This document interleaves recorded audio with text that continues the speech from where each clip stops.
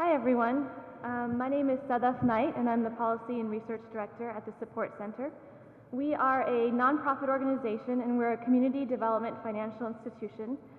Our vision is to create economic opportunity for all people, and we do that by partnering with community organizations and credit unions to provide financial services and to foster economic development in underserved communities. The problem that we see is that in the past decade or so, as banks have consolidated as banks have consolidated and pulled back from small business lending, especially in the past few years after the recession, there's been a gap in many communities across the state in financial services and access to capital. So we focus on small business lending in these communities and serve borrowers who might not be able to access capital through the mainstream channels. And as I mentioned, we are a community development financial institution, which means we are certified by the U.S. Department of Treasury's CDFI fund. And we have the express purpose of providing loans, investments, and financial services in underserved communities. And we did an analysis earlier this year looking at who's doing lending in North Carolina. And just very briefly, what we found is that even though banks have the vast majority of small business lending resources, when you look at what CDFIs are doing and what banks are doing, CDFIs are investing more of their lending resources in low and moderate income areas as compared to banks who invest more in upper and middle income areas. So we serve a niche of borrowers who don't fit into the mainstream financial services.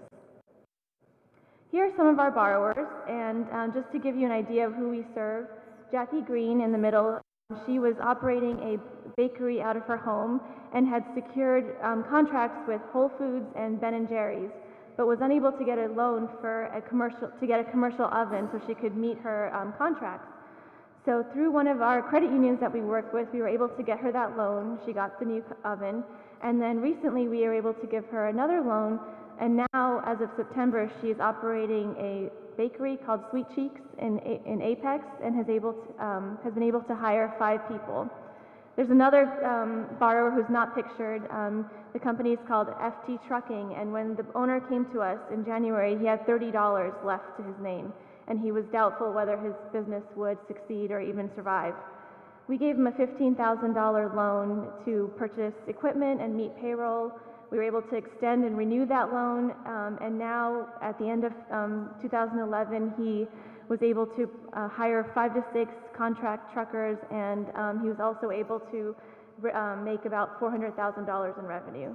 So these are just some of the really incredible people that we get to see every day and some of the really inspirational stories that we get to hear about.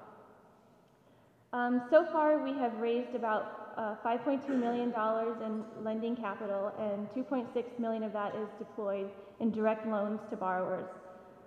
We've been able to create or retain 824 jobs, and as you can see, we have a range of borrowers that we work with.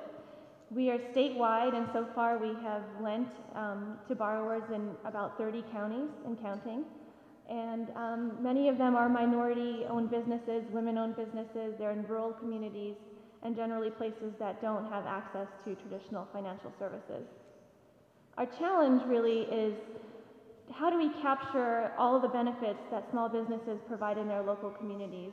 The story of Sweet Cheeks and FT Trucking shows that, there are benefits to these individuals and families, but then they turn around and create, benefits for their communities and for their local economies and for future generations. And we want to be able to tell that story and really show the breadth and the depth of the impact that small businesses have in local communities.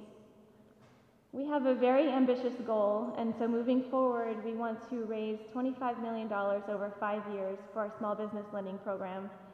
And we estimate that that will result in $250 million worth of investments in low and underserved communities across North Carolina. And we just want to continue to support the amazing people that we get to work with every day. Thank you.